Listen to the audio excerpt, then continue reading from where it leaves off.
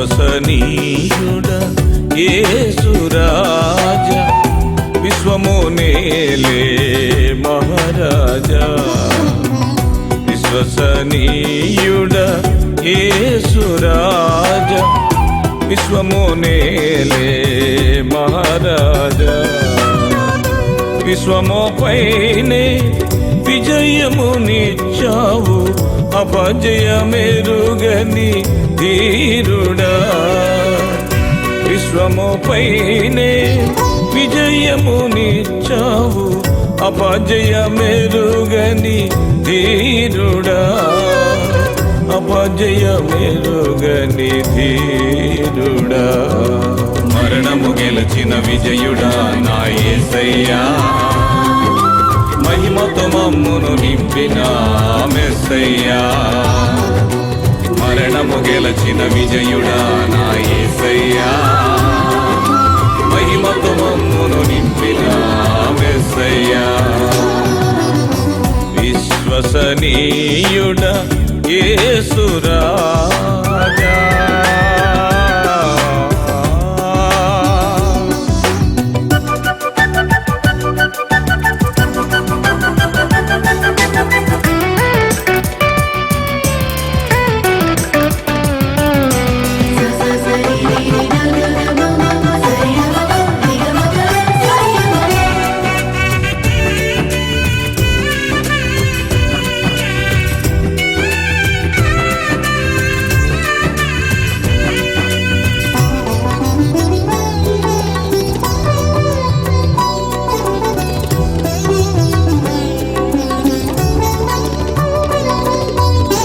కొండతో నేను మాట్లాడేదను, కదలింపబడి కడలిలో పడును.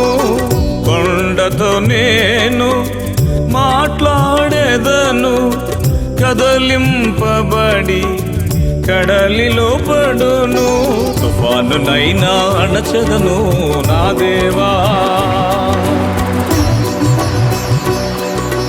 సంద్రమునైనా దాటెదను నా ప్రభువా. తుఫానునైనా అణచెదను నా దేవా, సంద్రమునైనా దాటెదను నా ప్రభువా. విశ్వము పైనే విజయమునిచ్చావు, అపజయమెరుగని ధీరుడా. విశ్వము పైనే విజయమునిచ్చావు, అపజయమెరుగని ధీరుడా. అపజయమెరుగని ధీరుడా. మరణము గెలిచిన విజయుడా నా యేసయ్యా, మహిమతో మమ్మును నింపిన మెస్సయ్యా. మరణము గెలిచిన విజయుడా నా యేసయ్యా, మహిమతో మమ్మును నింపిన మెస్సయ్యా. విశ్వసనీయుడా యేసు రాజా.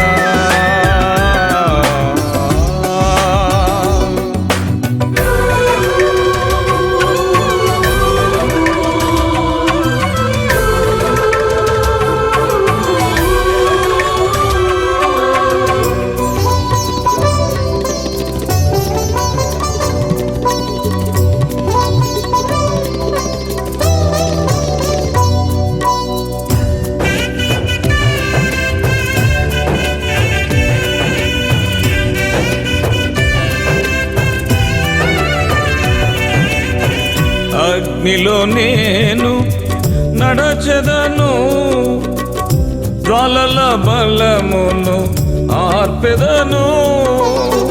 అగ్నిలో నేను నడచెదను, జ్వాలల బలమును ఆర్పెదను.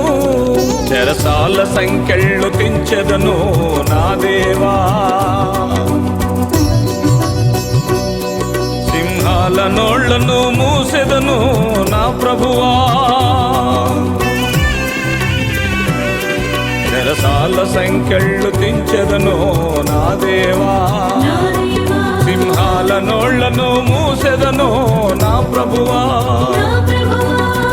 విశ్వము పైనే విజయమునిచ్చావు అపజయమెరుగని ధీరుడా విశ్వము పైనే విజయమునిచ్చావు అపజయమెరుగని ధీరుడా అపజయమెరుగని ధీరుడా మరణము గెలిచిన విజయుడా నా యేసయ్యా మహిమతో మమ్మును నింపిన మెస్సయ్యా మరణము గెలిచిన విజయుడా నా యేసయ్యా మహిమతో మమ్మును నింపిన మెస్సయ్యా విశ్వసనీయుడా యేసు రాజా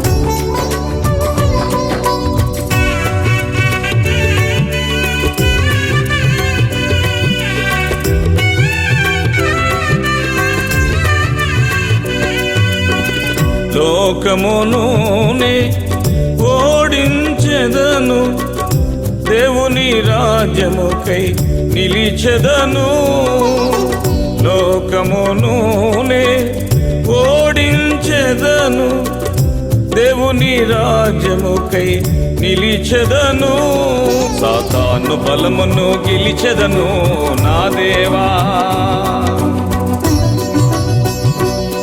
నశించు ప్రజలను విడిపించెదను నా ప్రభువా సాతాను బలమును గెలిచెదను నా దేవా నశించు ప్రజలను విడిపించెదను నా ప్రభువా విశ్వము పైనే విజయమునిచ్చావు అపజయమెరుగని ధీరుడా విశ్వము పైనే విజయమునిచ్చావు అపజయమెరుగని ధీరుడా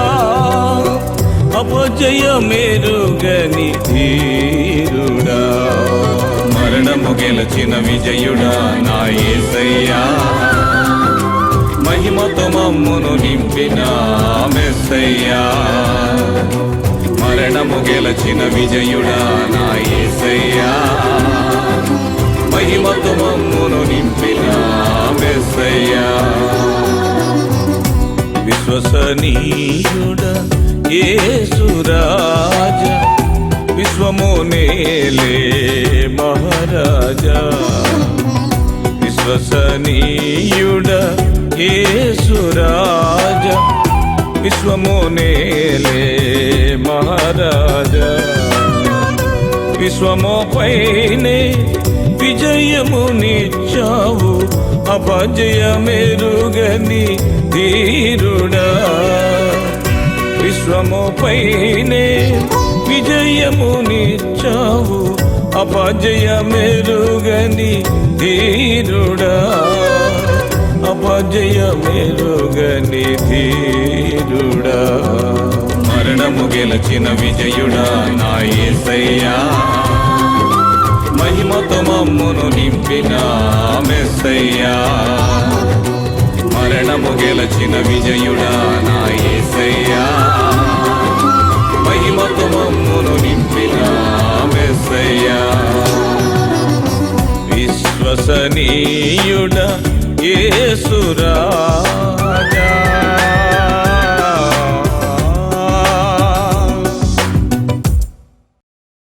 సహజంగా విశ్వాసులు సేవకుల వాళ్ళ మదిలో మెదిలాడేటువంటి క్వశ్చన్సే మీ ముందు ఉంచాలని ఆశపడుతున్నానన్నా అన్న మొట్టమొదటిగా కరోనా మానవుల పాపం వల్ల వచ్చిందా అన్న దానికి మీ యొక్క జవాబు మీ యొక్క అభిప్రాయాన్ని తెలుసుకోవాలనుకుంటున్నానన్నా.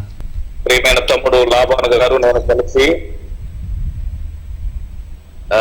మద్రాసులోని మారనాథ వేదాంత విద్యాలయంలో కలిసి ట్రైనింగ్ చేశాము. అన్నా తమ్ముడు నాకంటే 1 సంవత్సరం జూనియర్ అయినప్పటికీ కూడా చాలా విజ్ఞత కలిగి, వివేకం కలిగి, దేవుని ఆత్మతో నింపబడి దైవజనులు పెద్ద దేవతల దగ్గర 2 సంవత్సరాలు చక్కగా అణిగి ఉండి ఎన్నో విషయాలు నేర్చుకున్నారు.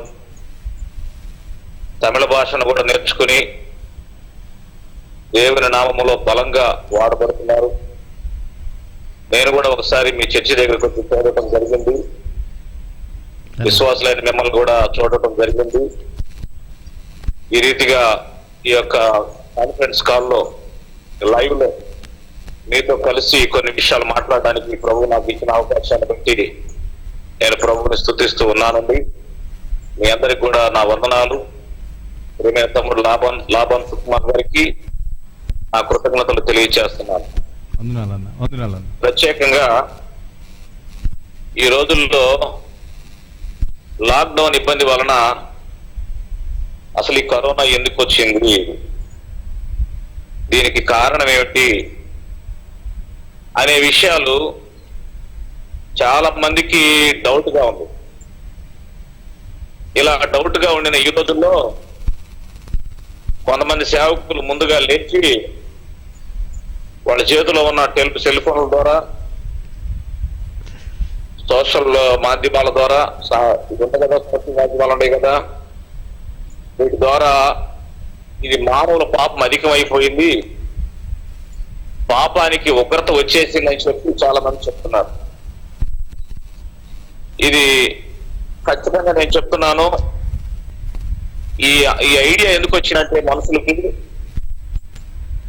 పాత నిబంధనలో తెగుళ్ళు వచ్చినాయి.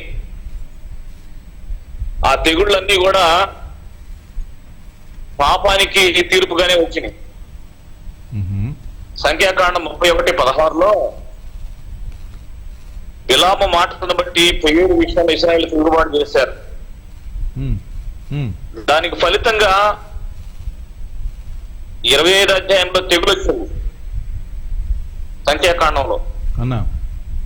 ఆ తెగుల్లో ఇంచుమించుగా 24,000 మంది చచ్చిపోయారు. దానికి కారణం వాళ్ళ తిరుగుబాటే. తర్వాత ఇదే సంఖ్యాకాండం 16 అధ్యాయంలో కోరాహు, దాతాను, అభిరాములు దైవజనుడైన మోషే మీద తిరగబడతారు. అక్కడ కూడా తెగులు వచ్చింది. అక్కడ కూడా కొంతమంది నశించిపోయారు. ఆ తర్వాత 2 సమయాలు 24లో దావీదు దేవునికి విరోధంగా సాతాను ప్రేరణ బట్టి సైన్యాన్ని లెక్కిస్తాడు. అక్కడ కూడా తెగులు వచ్చింది. అక్కడ 70,000 మంది చచ్చిపోయారు. ఇదంతా పాత నిబంధన, పాపాన్ని బట్టి ధర్మశాస్త్ర కాలంలో ఉన్నటువంటి విషయాలు. కాబట్టి పాపం చేసినప్పుడు శిక్షించడం తప్పదు అక్కడ. కానీ ఈ రోజు నా దేవుని సేవకుడిగా నేను చెప్తున్నాను, మనుషుల పాపాలను బట్టి ఈ కరోనా రాలేదు అని ఖండితంగా చెప్తున్నా. అదేంటి భాస్కర్ అండి, పాపం అధికమైపోయింది కదా, పట్ట పగ్గాలు లేకుండా పాపం తాడు మోకులతో లాక్కుంటున్నారు కదా, భయంకరంగా తప్పులు చేస్తున్నారు కదా అంటే, పాపానికి తీర్పు దేవుడు ఒక్కసారే చేస్తాడు. ఆయన ప్రేమ గల దేవుడు పాపం అనే సమస్యను కలువరి శిలువలో పరిష్కరించాడు. ఆమేన్. yes. పాపములను క్షమించుటకు, పాపములకు రక్షించుటకు మనుష్య కుమారుడు లోకంలోకి వచ్చాడు. ఇదిగో లోక పాపములు మోసుకొని పోవు దేవుని గొర్రె పిల్ల పాపములకు పరిహారంగా ప్రాణం పెట్టాలి, రక్తము కార్చాలి. అయితే ఆ పాపం కొరకు ప్రాణం పెట్టడం, రక్తం కార్చడం ఎవరు చేశారు అంటే దేవుడు యేసుక్రీస్తు ప్రభువారిని రోమాపత్రిక 8:4 ప్రకారంగా శరీరాకారంతో పంపి మన పాపములకు ఆయన శరీరమందు శిక్ష విధించాడు. ఎస్. అందుకనే యేసు ప్రభు సులువులో ఏమంటాడంటే 7 మాటలు పలికేటప్పుడు సమాప్తమైనది అని ఒక మాట పలుకుతాడు. సమాప్తమైనది అంటే అర్థం ఏంటంటే గ్రీక్ లో టెటిలిస్తాయ్ అంటారు, ఇంగ్లీష్ లో ఇట్ ఈస్ ఫినిష్డ్ అంటారు. టెటిలిస్తాయ్ అనే పదానికి ఆర్థిక పరిభాషలో ఫుల్లీ పెయిడ్ అంటారు, అంటే పూర్తిగా అప్పంతా చెల్లించబడింది. న్యాయ పరిభాషలో సెంటెన్స్ ఈజ్ ఫుల్లీ సర్వ్డ్, అంటే శిక్ష అంతా అమలు జరపబడింది. సైనిక పరిభాషలో బ్యాటిల్ ఈజ్ ఫుల్లీ వన్, యుద్ధంలో పూర్తిగా విజయం సాధించబడింది. ఇది టెటిలిస్తాయ్ అనేటువంటి పదానికి అర్థం, అంటే సమాప్తమైందనే పదానికి అర్థం అండి ఇది. పాపాల రుణమంతా తీరిపోయింది, పాపాలకు విధించవలసిన శిక్ష యేసు ప్రభు దేహంలో శిక్ష విధించబడి పరిహారం అయిపోయింది. సాతాను పైన సంపూర్ణ విజయము తిరుగులో సాధించబడింది. యుద్ధంలో విజయం యేసు ప్రభు పక్షానికి వచ్చింది. కాబట్టి పాపాల యొక్క శిక్ష, పాపాల యొక్క తీర్పు, పాపాల మీద దేవుని కోపము, ఉగ్రత ఆ రోజే తీరిపోయింది. యెషయా గ్రంథం 53వ అధ్యాయంలో ఆయన నలగొట్టుటకు యెహోవాకు ఇష్టమైనంత, ఆయన కలిగిన వేదన యందు తృప్తి పడ్డాడంట. దేవుడు సాటిస్ఫై అయిపోయాడు పాపానికి శిక్ష. పాపానికి చెల్లించవలసిన న్యాయమైన శిక్ష యేసు ప్రభు శరీరంలో పడినప్పుడు దేవుడు సాటిస్ఫై అయ్యాడు, పరలోకపు తండ్రి సాటిస్ఫై అయ్యాడు. కాబట్టి ఈ వాక్యాన్ని బట్టి మనం చూస్తే పాపాలకు శిక్ష విధించబడింది, తీర్పు తీర్చబడింది. కరోనా పాపాలను బట్టి రాలేదని నేను చెప్పడానికి ఇది ప్రధానమైనటువంటి ఆధారం. రెండవ ఆధారం ఏమిటంటే లేఖనానుసారంగా నేను మీకు చూపిస్తున్నానంటే నా సొంత మాటలు చెప్పడం లేదు. 2 కొరింథీ 5వ అధ్యాయం 18, 19లో దేవుడు క్రీస్తునందు లోకమును తనతో సమాధానపరుచుకున్నాడు. అంటే ఇక్కడ మనం ఎందుకు ఈ మాటలు చెప్తున్నానంటే, ఎవరిని రక్షించబడిన వాళ్ళ పాపాలు పరిహరించబడియామో, లోకంలో పాపులు ఉన్నారు కదా వాళ్ళ పాపాలను బట్టి శిక్ష వచ్చిద్దామో అని మీ అభిప్రాయం కావచ్చు. దానికి నేను జవాబు ఇస్తున్నాను. క్రీస్తునందు దేవుడు లోకమును తనతో సమాధానపరుచుకున్నాడు. చూడండి ఆ రిఫరెన్స్ 5:18 సమస్తమును దేవుని వలనైనవి, ఆయన మనలను క్రీస్తు ద్వారా తనతో సమాధానపరుచుకొని ఆ సమాధాన పరిచర్యను మాకు అనుగ్రహించెను. ఇంకా కిందకి, అదేమనగా దేవుడు వారి అపరాధములను వారి మీద మోపక క్రీస్తునందు లోకమును తనతో సమాధానపరుచుకొనుచు ఆ సమాధానం కూడా దేవుడు తనతో సమాధానపరుచుకున్నాడండి. దేవునికి స్తోత్రం, హల్లెలూయా హల్లెలూయా. అంటే లోకం సమాధాన పడిందా పడలేదా అనేది ఇక్కడ ప్రశ్న కాదు. దేవుడు లోకముని ఎంతో ప్రేమించాడు. లోకం దేవుడిని ప్రేమించిందంటే ప్రేమించాల శిక్ష విధించింది, పంపేసింది లోకం. ముందుగా ఆయనే ప్రేమించాడు. యోహాను సువార్త 1వ యోహాను పత్రికలో ఆయనే మనల్ని మొదట ప్రేమించాడు 4:19లో. ఈ first love of the world. లోకం దేవుడిని ప్రేమించకమునిపే దేవుడు లోకాన్ని ప్రేమించాడు. లోకం దేవునితో సమాధాన పడక మునిపే దేవుడు సమాధాన పడ్డాడు. యెషయా గ్రంథం 1:18లో రండి మన వివాదం తీర్చుకున్నాం అంటాడు. ఆ వివాదం ఎక్కడ పరిష్కారం అయిందంటే సిలువలో పరిష్కారం అయిపోయింది. దేవుడు లోకాన్ని తనతో సమాధాన పరుచుకున్నాడు కాబట్టి లోకాన్ని చూసేటప్పుడు యేసు ప్రభు రక్తంలో కూడా చూస్తాడు. ఆయన పరిహరించబడిన లోకాన్ని చూస్తున్నాడు. యేసు ప్రభు సంఘంలో విశ్వాసాల కొరకు మాత్రమే చనిపోలేదు, లోకం కోసం కూడా చనిపోయాడు. 1 యోహాను 2:1 చదివితే అక్కడ చాలా స్పష్టంగా మరొక మాట మనం చూస్తాం. 1 యోహాను 2వ అధ్యాయం 2వ వచనం చదువుదాం. 1 యోహాను 2వ అధ్యాయం 2వ వచనమా? 2వ వచనం. ఆయనే మన పాపములకు శాంతికరమై ఉన్నాడు, మన పాపములకు మాత్రమే కాదు సర్వలోకమునకు శాంతికరమై ఉన్నాడు. సర్వలోకమునకు శాంతికరమై ఉన్నాడు. దగ్గర 4 అంకేసి కింద ఫుట్నోట్లు ఏమున్నది? 4 ప్రాయశ్చిత్తమై ఉన్నాడు. ఎస్, అటోన్మెంట్ అయిపోయింది, ప్రాయశ్చిత్తం అయిపోయింది. Yes yes.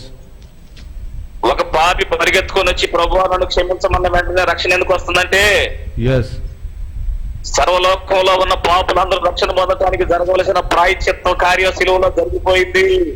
ఎస్, శిక్ష తొలగిపోయింది. కరోనా దేవుడు పంపించిన శిక్ష పాపాలను బట్టి వచ్చిన శిక్ష కాదు, పాపాలను బట్టి వచ్చిన శిక్ష కరోనా అయితే యేసు ప్రభు శిలువలో భరించిన శిక్ష ఏమిటి? Yes yes yes. యేసు ప్రభు ఆ రీతిగా శిలువలో వేలాడుతూ మనకు కళ్ళ కనపడుతూ ఉండగా దేవుడు మళ్ళీ శిక్ష పంపించాడని అనకూడదు. ఇప్పుడు దేవుడు సంఘాన్ని ప్రేమిస్తున్నాడు, లోకంపై కూడా ప్రేమతో చూస్తున్నాడు. యెషయా గ్రంథం 40వ అధ్యాయంలో 2వ వచనం చూస్తే యెరూషలేముతో ప్రేమగా మాట్లాడండి, ఆమె యుద్ధకాలం సమాప్తమైంది, ఆమె దోష రుణము తీర్చబడింది, ఆమె దోషములకు 2 శిక్ష అమలు జరపబడింది అని అంటాడు అక్కడ. స్తోత్రం చెప్పండి. హల్లెలూయా హల్లెలూయా, స్తోత్రం. కాబట్టి ప్రభు యొక్క శిలువ కార్యంలో పాపానికి శిక్ష జరిగిపోయింది. కాబట్టి పరిశుద్ధాత్మ దేవుడు నాకు ఇచ్చిన ప్రత్యక్షత, నాకు దేవుడు బయలుపరిచిన లేఖనానుసారంగా ఏమిటంటే కరోనా మన పాపాలకు శిక్ష కాదని ప్రేమతో తెలియజేస్తున్నాను. అయితే ఈ సందర్భంగా మీకు ఒక పిలుపునిస్తున్నాను. ఈ యొక్క లైవ్ ద్వారా వీక్షిస్తున్న వాళ్ళు ఎవరైనా పాప క్షమాపణ పొందగోరితే దేవుడే మిమ్మల్ని ప్రేమిస్తున్నాడు. దేవుడు నీ వైపు ఆశతో చూస్తున్నాడు. రండి ప్రభువా నన్ను క్షమించమని చిన్న ప్రార్థన చేస్తే ఇప్పుడే రక్షణ, ఇదే రక్షణ దినం, ఇదే అనుకూలమైన సమయం. మీకు శిక్ష లేదు. కాగా క్రీస్తు యేసునందున్న వారికి ఏ శిక్ష విధి లేదు. రోమా 8:1 నో కండమ్నేషన్. శిక్ష తప్పించుకున్నావు నువ్వు.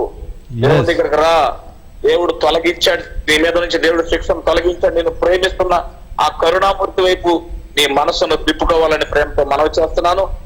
తప్పకుండా అటువంటి భాగ్యం దొరుకును గాక.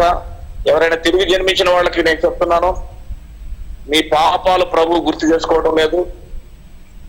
హెబ్రీ పత్రిక 10వ అధ్యాయంలో యేసుక్రీస్తు శిలువలో చేసినటువంటి ఆ యొక్క కార్యం సదాకాలమునకు ఒకే బలని చదువుతాం.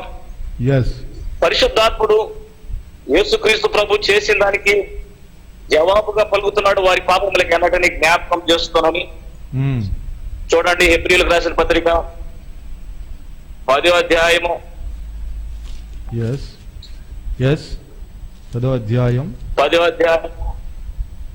14వ వచనం.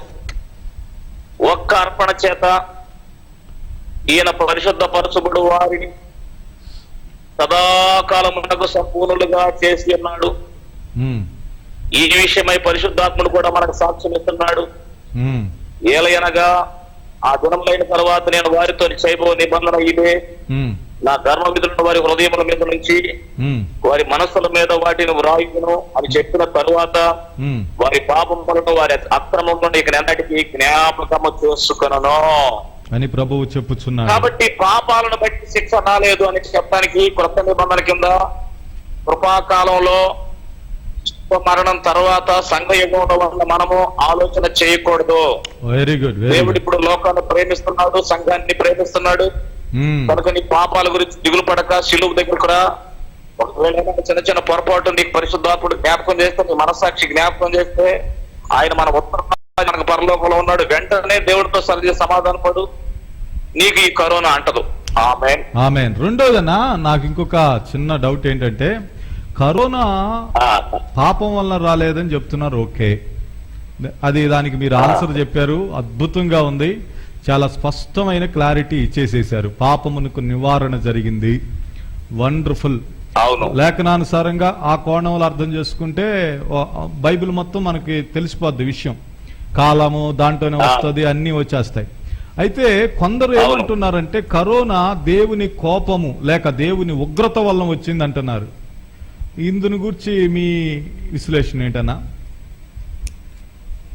దీనికి ముందు మనం చెప్పుకున్న జవాబుకి దగ్గర సంబంధం ఉంది. ఆ దినాలలో, లోతు దినాలలో సొదొమ గొమొర్రా పాపం అధికమైపోయింది. ఓకే. సొదొమ గొమొర్రా పాపం అధికమైనప్పుడు ఆ దినాలలో దేవుని ఉగ్రత దిగిన మాట వాస్తవమే. అగ్ని గంధకాలతో తగలబెట్టాడు. అవును కదా. అయితే అగ్ని గంధాల్లో నుంచి, గంధకాల్లో నుంచి నీతిమంతుడు లోతును తప్పించాడు. తరువాత దానికంటే కొంచెం ముందుకెళ్తే నోవాహు జలప్రళయం కాలంలో కూడా చాలా భయంకరంగా చెడిపోయారు ప్రజలు. దేవుడు తట్టుకోలేకపోయాడు. జలప్రళయంతో ముంచి వేశాడు. అవును కదా. సర్వజనాన్ని నాశనం చేసేసాడు. అక్కడ గుర్తుపెట్టుకోవాల్సింది ఏంటంటే నోవాహు అతని కుటుంబాన్ని రక్షించాడు. ఆమేన్. ఆమేన్. వారి గురించి ఏమి రాయబడిందంటే నీతిమంతుడు లోతు, నోవాహు గురించి కూడా నీవే నా ఎదురు నీతిమంతుడుగా ఉన్నావు అని చెప్పాడు. నీతిమంతుల్ని ఆ ఉగ్రత నుంచి తప్పించాడు. పాపము చేసిన వారందరి మీద ఆ ఉగ్రత వచ్చింది. ప్రస్తుతము లోకము కృపాయుగంలో ఉంది. యెషయా గ్రంథం 54లో కూడా ఆ జనాన్ని అందరు నాశనం చేసినప్పుడు దేవుడు ఒక నిబంధన చేసుకుంటాడు. ఒకసారి యెషయా గ్రంథము 54వ వచనం 54వ వచనం చదవండి అన్న. నోవాహు కాలమున జల ప్రళయమును గూర్చి నేను చేసినట్లు చేయుదును, జనులు భూమి మీదకి, జలములు భూమి మీదకి ఇతను పొర్లుచు రావని, నోవాహు కాలమున నేను ఒట్టు పెట్టుకున్నట్లు నీ మీద కోపముగా ఉండననియు నిన్ను గద్దింపననియు నేను ఒట్టు పెట్టుకునిచున్నాను. ఆమేన్ చెప్పండి. ఆమేన్. ఆమేన్. ఒట్టు పెట్టుకుని. యెషయా గ్రంథం 53వ అధ్యాయము సిలువ కార్యం అయితే యెషయా గ్రంథం 54వ అధ్యాయము సంఘకాలం. కృప కిందకు వచ్చాం. పర్వతములు తొలగిపోయినా మెట్టల తత్వం ఆ కృప నిన్ను విడిచిపోదు. ఇప్పుడు దేవుని కృప కింద ఉంది లోకం. అప్పట్లాగా దేవుడు లోకాన్ని చూడటం లేదు. ఇప్పుడు దేవుడు ప్రేమ గలవాడుగా చూస్తున్నాడు. విలాప వాక్యముల్లో హృదయపూర్వకంగా దేవుడు నరులకు విచారమైనను బాధనైనను కలుగు చేయవాడు కాదు. డాక్టర్ బిలిగ్రామ్ గారు ఏమన్నారంటే అమెరికా చేసినటువంటి పాపాలు సొదొమ గొమొర్రానికి ఏమీ తీసుకోలేదు. ఇది ఇప్పుడు మాట కదా, అప్పుడు మాట. పాపాలు కాబట్టి అమెరికాను కనుక దేవుడు తగలబెట్టకపోతే సొదొమ గొమొర్రాకి సారీ చెప్పాలన్నాడు బిలిగ్రామ్ గారు. అయితే యాండ్రూ ఉమాక్ అనే ఒక సేవకుడు, కృపను కూర్చుని ప్రత్యక్ష కలిగిన సేవకుడు, దానికి ఉటంకిస్తూ ఒక మాట చెప్పాడు. ఒకవేళ బిలిగ్రామ్ గారి మాటలు బట్టి, మనం బోధించిన దాన్ని బట్టి, గతంలో బోధించిన దాన్ని బట్టి అమెరికానే కనుక దేవుడు తగలబెడితే యేసు ప్రభువు సారీ చెప్పాలన్నాడు. అర్థమైందా? అర్థమైంది. యేసు ప్రభు సారీ చెప్పాలి కదా. అమెరికా కోసం యేసు ప్రభు రక్తం కాచబడింది కదా. అవును కదా. కాబట్టి దేవుని ఉగ్రత లేదు ఇప్పుడు. ఉగ్రత అనేది ప్రకటన గ్రంథంలో 6 ముద్రలు, 6 బోర్లు, 6 పాత్రలు ఉగ్రత. అది నెక్స్ట్, అది రాబోయే కాలంలో, అంత్యక్రీస్తు కాలంలో. కనుక ప్రస్తుతం ఉగ్రత కాదు, ప్రస్తుతం కృపాకాలం. దేవుని స్తోత్రం చెప్పండి. హల్లెలూయా. దేవుడు లోకాన్ని ప్రేమగా చూస్తున్నాడని, ఓకే ఆయన కోపం పోయిందని, ఓకే ప్రేమతో కోపంగా లేడని మీకు మనవి చేస్తున్నాను. ఓకే. ప్రస్తుతం ఆయన ప్రేమ గలవాడు కాబట్టి ఆయన ఉగ్రత కాదు. అయితే నాకు ఇంకొక డౌట్ అన్నా, ఇప్పుడు పాపం వల్ల కరోనా రాలేదు, ఉగ్రత వలన కోపం, దేవుని కోపం వలన కరోనా రాలేదు. ఎందుకంటే దేవుని కోపం చల్లారిపోయింది.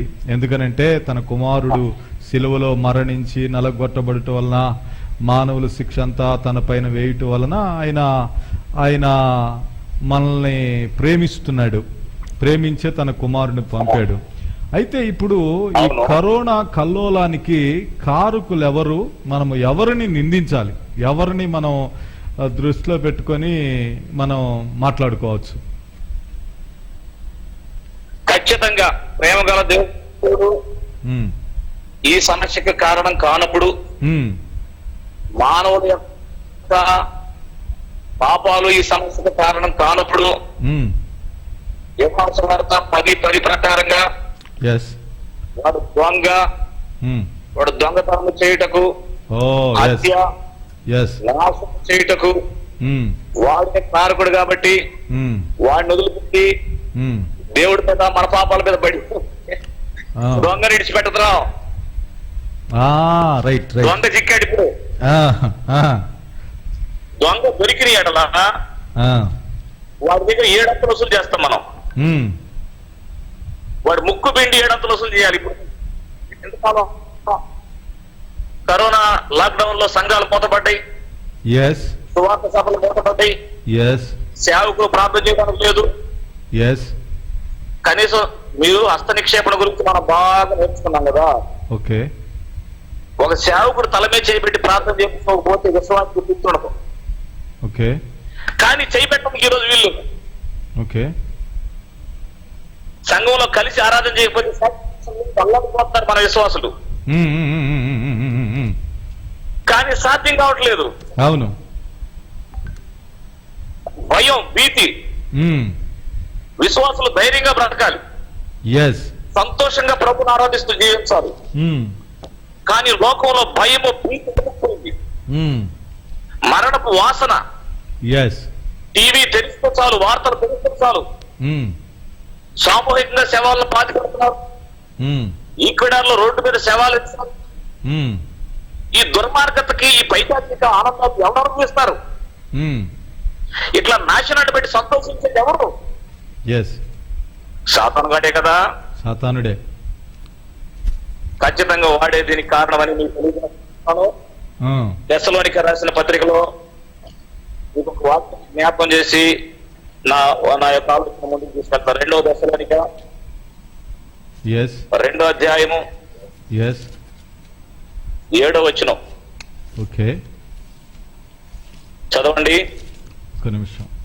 2వ దశలోనికి రాసిన పత్రిక 2:7.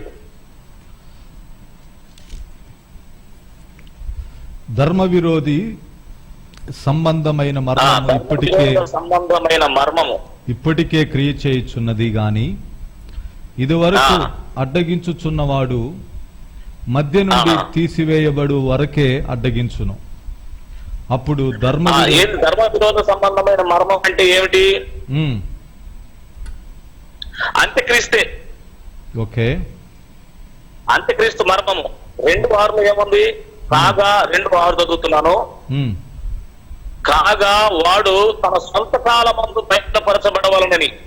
ఓకే, వాడు సొంత కాలంలో బయలుపరచబడాలనుకుంటున్నాడు. ఉమ్, సంఘం ఎత్తబడాల్సిన పని ఉంది దానికంటే ముందు.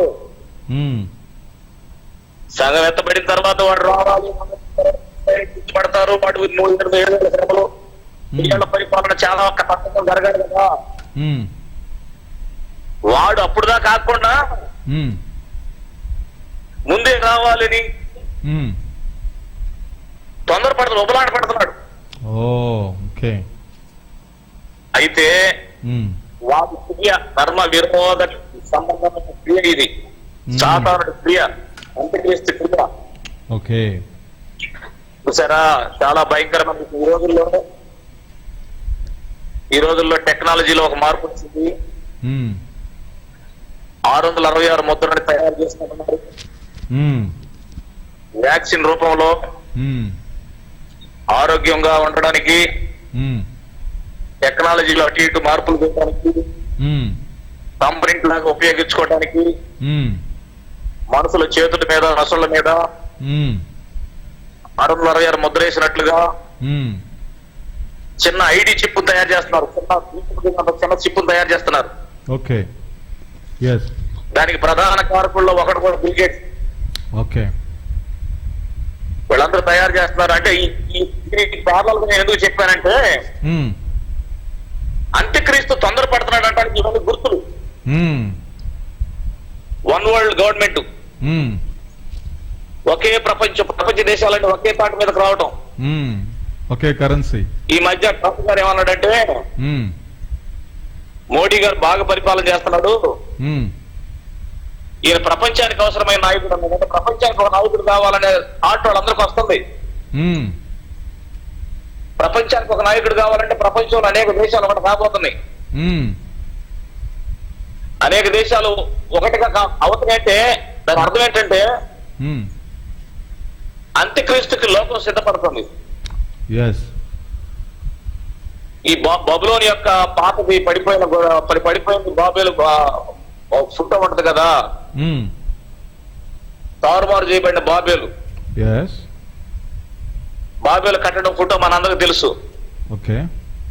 యూరోప్ లో అదే రకమైనటువంటి అన్ని దేశాలకు సంబంధించిన ఒక పార్లమెంట్ భవనాన్ని నిర్మిస్తున్నారు ఇప్పటికే.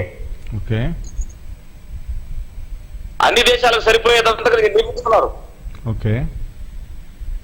యూరోప్ దేశంలో. మ్మ్. కాబట్టి ఇది అంత్యక్రీస్తు క్రియ అని, సాతానుడు తొందరపడుతున్నాడని మీకు నేను జ్ఞాపకం చేస్తున్నాను. ఇక్కడ ఒక చిన్న మాట ఉంది, అడ్డగించువాడు మధ్య నుండి తీసివేయబడే వరకు అడ్డగించనన్నాడు. అవును. అడ్డగించేది ఎవరంటే సాతాను యొక్క చర్యలు అడ్డగించేది సంఘమే, తీసివేయబడిపోయేది కూడా సంఘమే. సంఘమే. ఎస్. సంఘం తీసివేయబడిన సంఘం బాధ్యత ఏంటంటే ఈ ధర్మ విరోధ క్రియ సాతాన కార్యాలను అడ్డుకోవడం. ఓకే. ఓకే. ప్రార్థనల ద్వారా, విజ్ఞాపనల ద్వారా అడ్డుకోవటం అని ప్రేమతో మీకు మనవి చేస్తున్నాను. కాబట్టి దీనికి కారణం ముమ్మాటికి ఈ దుష్టుడైన హామాన్యానికి జోలు చూపించినట్లుగా నేను ఏళ్ళు చూపిస్తున్నాను. సాతానుడే, వాడు మట్టు పెట్టబడాలి, వాడి బలం విరిగిపోవాలి. ఇప్పటికే కరోనా యొక్క బలం కొంచెం తగ్గిపోయింది, పూర్తిగా అది రూపుమాసిపోవాలి. ప్రజల స్వేచ్ఛతో విడుదలతో బ్రతకాలి. లక్షలాది మంది సేవకులు వేలాది గ్రూపుల్లో రోజు విజ్ఞాపనలు చేస్తున్నారు. ప్రార్థనా శక్తితో ఆ బలవంతుని బంధిస్తున్నారు కాబట్టి వాడు బంధించబడుతున్నాడు. అధికారుల కళ్ళు తెరిపించబడును గాక, అద్భుతములు జరుగును గాక, దేవుని కార్యం లోకంలో జరుగును గాక. ఆమేన్. ఆమేన్. అన్న చిన్న రిక్వెస్ట్, మీరు ఒక 5 నిమిషాలు టైం స్పెండ్ చేయాల్సిందే మా కొరకు. విషయం ఏంటంటే, చెప్పండి. ఈ కరోనా సమస్యను దేవుడు పరిష్కారం చేయలేడా అనే వాళ్ళకి ఏం చెప్పొచ్చు? కరోనాకి సమస్యకి పరిష్కారం దేవుడు చేయలేడా అనే ప్రశ్న చాలా మందిలో ఉంది. ఈ కరోనా కల్లోలంలో దేవుడు ఏమయ్యాడు, దేవుడు ఎక్కడికి పోయాడు అని చాలా మంది అడుగుతున్నారు. అవును. అవును. కొంతమంది ప్రశ్న ఏంటంటే, చర్చిలు మూతపడ్డాయి, మసీదులు మూతపడ్డాయి, దేవాలయాలు మూతపడ్డాయి, భక్తులు బంధించబడ్డారు, ఇక సైన్స్ పరిష్కారం కోసం చూస్తున్నారు. సైన్స్ కనుక పరిష్కరిస్తే సైన్స్ కదా దేవుడు, ఇంకా దేవుడు ఎక్కడున్నాడు అని ఒక ఆయన అన్నాడు. అంటే మనుషులు అట్లా ఆలోచన చేస్తున్నారు. అదే అదే అదే అదే. అయితే ఇప్పుడు ప్రస్తుతం కరోనా వచ్చిన తర్వాత పరిష్కారం కోసం మనుషులు వ్యాక్సిన్ తయారు చేయడం కోసం ప్రయత్నం చేస్తున్నారు. ఓకే. వ్యాక్సిన్ తయారు చేయడానికి కరోనా వచ్చినాక మొదలు పెడితే సంవత్సరానికి తయారైంది. అవును. మనిషి జ్ఞానం అది. అంటే సమస్య వచ్చిన తర్వాత పరిష్కారం కోసం పరిగెత్తుతాడు మనిషి. దేవుడు భవిష్యత్ జ్ఞాని. అవును. ఆయన కరోనా కాదు, మొదటి శతాబ్దం నుంచి వచ్చే విపత్తులన్నీ, భూమి మీద వచ్చే విపత్తులన్నిటికీ పరిష్కారం ముందు కనిపెట్టాడు. దేవుని స్తోత్రం చెప్పండి. హల్లెలూయా. హల్లెలూయా. yes. ఈ కరోనాకి ముందే దేవుడు కనిపెట్టిన పరిష్కారం ఏంటంటే క్రీస్తు సంఘం. ఆమేన్. yes. యేసు రక్తంలో కడగబడిన పరిశుద్ధుల సమూహం. yes. దేవుని బిడ్డలమైన మనం దేవుని అధికారం పొందాం. అవును. యేసుక్రీస్తు ప్రభు సిలువలో మరణించినప్పుడు ఉమ్, ఎఫెసీ పత్రిక 1:20 ప్రకారంగా ఆ బలాతిశయం చేత యేసు ప్రభు వారిని సమాధుల్లో నుంచి లేపి, ఉమ్, మృతుల్లో నుంచి లేపి, ఉమ్, సమస్తమైన అధికారం కంటే పైన తండ్రి కుడిపార్శ్వమును కూర్చొండబెట్టాడు. ఎఫెసీ 2:7 ప్రకారంగా పాపము చేత అపరాధం చేత సచ్చిన మనల్ని కూడా బ్రతికించి సంఘాన్ని కూడా తీసుకుని వెళ్ళి ఆయనతో పాటు కూర్చొని పెట్టుకున్నాడు. ఆయన సమాధిలో నుంచి లేచిన తర్వాత ఒక మాట అన్నాడు, భూలోకంలో పరలోకంలో సర్వాధికారం నాకు ఇవ్వబడింది అన్నాడు. కాబట్టి మీరు వెళ్ళి అన్నాడు. కాబట్టి మీరు వెళ్ళంటే నాకు అధికారం ఇవ్వబడింది, నువ్వు వెళ్ళమని అర్థం ఏంటి? యేసుక్రీస్తు ప్రభు వారు తండ్రి కుడిపార్శ్వాన కూర్చున్నాడు. ఆయన శిరస్సు సంఘానికి, ఆ శిరస్సుకు శరీరము, బాడీ సంఘము. తల లేకుండా శరీరాన్ని ఊహించలేము, శరీరం లేకుండా తలను ఊహించలేము. తల తీస్తే మనం శరీరమై ఉన్నాం. తలకి ఎంత అధికారం ఉందో శరీరానికి కూడా అంతే అధికారం ఉంది. ఆమె చెప్పండి. ఒక 100 ఎకరాల ఆసామి ఓ పేదరాలను పెళ్లి చేసుకున్నాడు అనుకోండి, 100 ఎకరాలకు పేదరాలు కూడా వారసరాలు అయితే కాదా? ఈ పాపులను మనం రక్షించుకుని సంఘం అనే శరీరంగా చేసి క్రీస్తు దానికి శిరస్సుగా చేయబడి మనల్ని తండ్రి యొక్క కుడిపార్శ్వస్తున్నాడు. పాపులను తేళ్లను అణగదొక్కుటకు శత్రు బలవంతుడి పైన మనకు అధికారం ఇచ్చాడు. ఈ భూమి అధికారం సంఘం కలిగింది. సంఘానికి అధికారం ఉన్న సంగతి, సంఘానికి తనకు అధికారం ఉందని సంఘము గుర్తించాలి. నెహ్రూ గారు చెప్తాడంట, రైతులు నిద్రపోయిన సింహాలు వాళ్ళు లేకపోతే అంటే మేల్కొంటే సింహమే. అప్పటి నుంచి ఇప్పుడు దాకా నిద్రపోతానే ఉంది సంఘం. మేల్కోవాలి, తన అధికారం ఏంటో తెలుసుకుని దాన్ని ఉపయోగించాలి. భూమి మీద ఉన్న ఇప్పుడు యుగమందును రాబో యుగమందును పేరు పొందే ప్రతి నామము కంటే పరిణామం యేసయ్య పొందాడు. ఆ యేసు నామం దేవుడు మనకిచ్చాడు. నా నామమును మీరు దయ్యములు వెళ్ళగొట్టుకురా అన్నాడు. ప్రతి విశ్వాసికి దేవుడు అధికారం ఇచ్చాడు. భూమి మీద మీరు దేన్ని బంధిస్తారో పరలోకంలో బంధించబడను, భూమి మీద దేన్ని విప్పుతారని పరలోకంలో విప్పబడిన చెప్పాడు. పరలోకపు తాళం చెవులు నీకు ఇస్తారని చెప్పి దేవుడు మాట్లాడతాడు. సర్వాధికారం సంఘంలో ఉంది. కరోనాను కష్టపడే సంఘమే. పాపం పోలీసులు కష్టపడుతున్నారు, డాక్టర్లు కష్టపడుతున్నారు, పారిశుద్ధ్య కార్మికులు కష్టపడుతున్నారు. వాళ్ళ దేవుడు దీవించుగాక. అవును, ఉపశమనం కోసం చేయటమే తప్ప అంధకార సంబంధమైన దురాత్మల సమూహంతో పోరాడేది, ఆకాశము కింద ఆకాశమైన దురాత్మలతో పోరాడి అంధకార సంబంధమైన లోకనాథులనే గుంపులతో అధికారులతో పోరాడే సంఘమే. ఈ కరోనా కనపడని పురుగు కదా. అవును కదా, కనపడేది సైతాన్ కూడా కనపడనోడే. అవును, వాడు ముష్టి యుద్ధం, వాడిని కట్టడి చేయడానికి సంఘమే పరిష్కారం. సంఘం యొక్క ప్రార్థనలే. దానియేలు ప్రార్థన చేస్తుంటే పారసీకపు అధిపతిని మిఖాయేలు అడ్డుకున్నాడు కదా. అవును అవును, అడ్డుకున్నాడు, యుద్ధం చేశాడు కదా. అవును, అలా సంఘ ప్రార్థనల ద్వారా యుద్ధం జరిగి కరోనా మట్టు పెట్టబడాలి. ఇప్పటికే చాలా ప్రార్థనలు జరుగుతున్నాయి. సగం బలం అయిపోయింది కరోనాకి. భయపడబాకండి. వీడియో చూస్తున్న వాళ్ళు, లైవ్ చూస్తున్న వాళ్ళు దిగులు పడబాకండి, భయపడబాకండి. దాని ధైర్యంగా ఉండండి. దాని బలం సగం విరిగిపోయింది. ఇక పూర్తిగా దాని బలం తొలగిపోతుంది. మన దేశం నుంచి ఎత్తువేయబడుతుంది. దేవుడు పరిష్కారం సంఘాన్ని పెట్టాడు. సంఘమే ఈ సమస్యకు పరిష్కారం అని నీకు ప్రేమతో తెలియజేస్తున్నాను. ఆమేన్. వండర్ఫుల్ అన్న, అద్భుతం. అన్నిటికంటే పైగా దేవుడు తన సంఘాన్ని హెచ్చించాడు. సంఘానికి ఆధిపత్యాన్ని, అధికారాన్ని దేవుడిచ్చాడు గనక సంఘమే ఇలాంటి విపత్తులకు పరిష్కారం అని చాలా అద్భుతమైనటువంటి వివరం లేఖన ఆధారాలతో మీరు చెప్పినందుకు చాలా సంతోషిస్తున్నాం. మీ వాల్యుబుల్ సమయాన్ని వెచ్చించి మీకు కలిగిన ప్రత్యక్షతలో నుండి అద్భుతమైన వివరణ. వాస్తవానికి సమాజంలో చాలా వరకు పాపం వల్ల ఈ రోగం వచ్చిందని చాలా మంది అభిప్రాయపడతా ఉన్నారు. అయితే కొంతమంది ఏమో కోపం వల్ల వచ్చిందని అభిప్రాయపడతా ఉన్నారు. ఆ రెండూ కాదు, అపవాది యొక్క తంత్రం అని, అపవాది యొక్క తొందరని వాడు మనుషులలో కలిగించే వ్యతిరేకత మూలంగా ఈ యొక్క పరిస్థితి ఏర్పడిందని, ఈ పరిస్థితికి సంఘం ద్వారా దేవుడు ఫుల్ స్టాప్ పెట్టబోతున్నాడని చాలా అద్భుతమైన వివరం ఇచ్చారన్న. చాలా సంతోషం. లైవ్ లో ఉన్న వారందరి కొరకై, అలాగే తర్వాత ఫర్దర్ గా ఈ యూట్యూబ్ చూసేటువంటి వారికి దేవుని జ్ఞానం మనోనేత్రములు తెరవబడినట్లుగా, ప్రత్యక్షత కలుగునట్లుగా ఒక ఆశీర్వాదకరమైన ప్రార్థన. అనేక మంది సేవకులు కూడా మేబీ చూస్తున్నారు అనుకుంటున్నాను. ఎందుకంటే మన మారణాత సహవాసాల్లో కూడా ఈ లింక్ ని షేర్ చేయటం జరుగుతుంది. చాలా విలువైన విషయాలు చెప్పారు కనుక ఈ మాటలు అనేక మందిలో కనువిప్పుని, గొప్ప ఇంపాక్ట్ ని చూపునట్లుగా మీ ప్రార్థన కోరుతున్నాను. కొద్దిగా ప్రార్థన చేయండి అన్న. సరే సంఘస్థులారా, ప్రేమతో వందనాలు తెలియజేస్తున్నానండి. ఈ లాక్డౌన్ సమయంలో చిన్న మాట సంఘస్థులకి, లైవ్ లో చూసే వాళ్ళకి ఖచ్చితంగా మీరు ప్రార్థన చేయండి. మోకాళ్ళ పైన దైవ సేవకులు పోరాడుతున్నారు. మీరు కూడా మాతో కలిసి పోరాడి ప్రార్థనలో ఈ అపవాదిని కట్టడి చేద్దాం. రెండవది, లాక్డౌన్ లో సేవకుల అవసరాలు మీరే చూడాలి. ఎందుకంటే దేవుడు ఎలియాని కాకుల ద్వారా పోషించగలడు.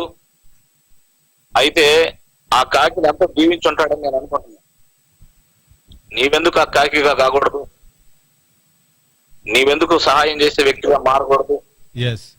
ఈ దినాలలో ఎటువంటి మోసాలకి అప్పగించబడక మీ ఆత్మీయ తండ్రిని వెంబడిస్తూ, ఆత్మీయ తండ్రిని, సంఘాన్ని పోషిస్తూ, సంఘానికి సహకారులుగా ఉండాలని, మీ విశ్వాసాన్ని కాపాడుకోవాలని, ప్రార్థనలో పోరాడాలని మనవి చేస్తూ ప్రార్థన చేస్తున్నాను. కళ్ళు మూసుకున్నాను. పరిశుద్ధుడైన తండ్రి, ఘనమైన ప్రభువా, నీకు వందనాలు. నీ యొక్క వాక్యం ద్వారా ప్రస్తుత కాలంలో ఉన్న విపత్తుకు కారణమేంటో, దాన్ని ఎవరు నిందించాలో దాని విషయంలో, దానికి పరిష్కారం ఏంటో నీ బిడ్డలకు తెలియజేశాను. ఈ కరోనా సమయంలో వాళ్ళు ఒంటరిగా వాళ్ళ ఇళ్లలో లైవ్ చూస్తూ ఉండగా నీ అగ్ని అభిషేకం వాళ్ళ మీద దిగిరానివ్వు ప్రభువా, నీకు స్తోత్రాలు. వాళ్ళ అధికారాన్ని వాళ్ళు గుర్తించి బలముగా పనిచేయడానికి సహాయం చేయండి. బలముగా ప్రార్థించడానికి సిద్ధపరచండి. అగ్ని వల్లే మండుటకు సిద్ధపరచండి. ఆశీర్వాదకరమైన విశ్వాసులుగా తయారు చేయండి. మీ నామానికి మహిమ తెచ్చుకోమని అల్పుడైన నన్ను నేను మీ చేతులకు అప్పగించుకుంటూ యేసయ్య పరిశుద్ధ నామములో స్తుతించి ప్రార్థించి వేడుకుంటున్నాము తండ్రి. ఆమేన్. ఆశీర్వాదం చెప్పండి. ఆశీర్వాదం చెప్పండి. ఓకే. తండ్రి యొక్కయు, కుమారుని యొక్కయు, పరిశుద్ధాత్మ దేవుని అన్యోన్య సహవాసము చేరిన మనకు సకల పరిశుద్ధులకును, లైవ్ లో కార్యక్రమాన్ని వీక్షిస్తున్న వారికి సదా తోడుగా ఉండి కాపాడి నడిపించును గాక. ఆమేన్. ఆమేన్. అబ్రహ్మన్న, చాలా వందనాలు. అద్భుతమైన విషయాలు ఈరోజు మాతో, మా సంఘస్థులతో, లైవ్ లో చూస్తున్న వారితో మీరు పంచుకున్నందుకు చాలా కృతజ్ఞులం మేము మీకు.